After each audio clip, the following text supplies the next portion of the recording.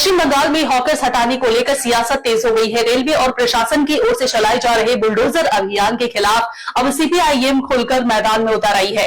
Party के नेता और कार्यकर्ता हॉकर्स के समर्थन में सड़क पर विरोध प्रदर्शन कर रहे हैं और बिना पुनर्वास के उच्छेद का विरोध कर रहे हैं। राजनीतिक गलियारों में अब बड़ा सवाल यह है कि क्या गरीब और हॉकर्स के मुद्दे पर लड़ाई लड़कर सीपीआईएम बंगाल की राजनीति में फिर से अपनी जमीन मजबूत कर पाएगी या फिर यह आंदोलन केवल विरोध प्रदर्शन तक ही सीमित रह जाएगा। आखिर हॉकर्स उच्छेद पर क्यों आमने सामने है सरकार और वामपंथी दल, और क्या इसका असर आने वाले दिनों में राजनीति पर पड़ेगा? देखिए स्पेशल रिपोर्ट। हॉकर उच्छेद के खिलाफ बुलडोजर के सामने सीपीआईएम, क्या इस रणनीति से बंगाल की राजनीति में बढ़ेगा वामपंथ का प्रभाव? पूरे पश्चिम बंगाल में इन दिनों रेलवे की जमीन से अवैध कब्जे हटाने और हॉकर उच्छेद अभियान तेजी से चल रहा है।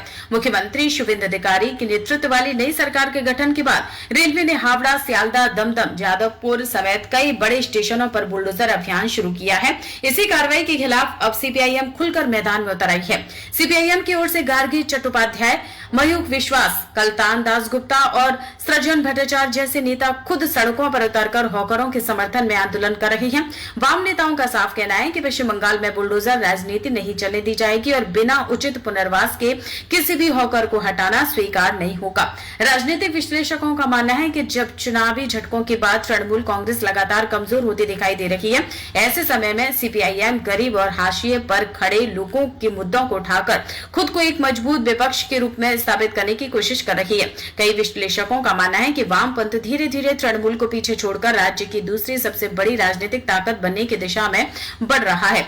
इस मुद्दे पर रविंद्र भारती विश्वविद्यालय की प्रोफेसर देवलीना शेठ ने कहा कि सीपीआईएम एक अनुशासित और संगठित पार्टी है।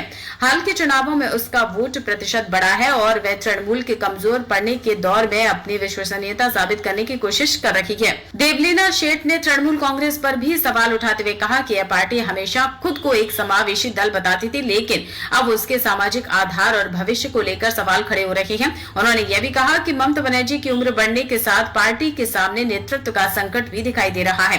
हालांकि दूसरी तरफ यह भी सच है कि सीपीआईएम के विरोध के बावजूद रेलवे का उच्छेद अभियान लगातार जारी है, लेकिन सीपीआईएम नेता मयूख विश्वास इसे अपनी हार मानने को तैयार नहीं है। उनका कहना है कि भारी संख्या में सीआरपीएफ, आरपीएफ और पुलिस बल तैनात करके राज्य की पूरी ताकत झोंक दी गई। किसी भी संघर्ष में उतार चढ़ाव आती है, लेकिन लड़ाई जारी रखना ही असली चुनौती होती है। उधर बीजेपी लगातार वामपंथ पर उसके पुराने ऑपरेशन सनशाइन की याद दिलाकर हमला कर रही है। इस पर जवाब देते हुए मयूख विश्वास ने कहा कि ऑपरेशन सनशाइन और वर्तमान बुलडोजर अभियान में बड़ा अंतर है। उस समय पुनर्वास की व्यवस्था की गई थी, जबकि आज हॉकरों को हटाने से पहले उनके लिए कोई वैकल्पिक व्यवस्था नहीं की गई।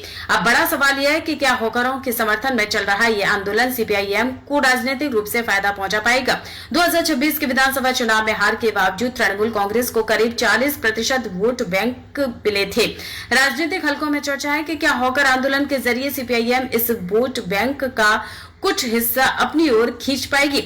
इस सवाल पर प्रोफेसर देवलीना शेठ का कहना है कि अभी चुनाव दूर है और फिलहाल इसे वोट बैंक की राजनीति से ज्यादा एक राजनीतिक रणनीति और गरीब लोगों के साथ खड़े होने की वैचारिक प्रतिबद्धता के रूप में देखा जाना चाहिए। उन्होंने कहा कि जब तृणमूल के नेता घरों में बैठे हैं, उस समय सीपीआईएम के कार्यकर्ता सड़कों पर उतरकर विरोध कर रहे हैं।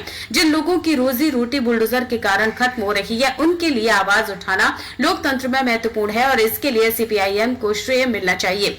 मयूख विश्वास भी यही हैं कि आंदोलन किसी वोट बैंक के लिए नहीं बल्कि सिद्धांतों के आधार पर किया जा रहा है। उनका दावा है कि समाज का बड़ा हिस्सा उनके साथ है और केवल बीजेपी की आईटी सेल सोशल मीडिया पर उनकी आलोचना कर रही है।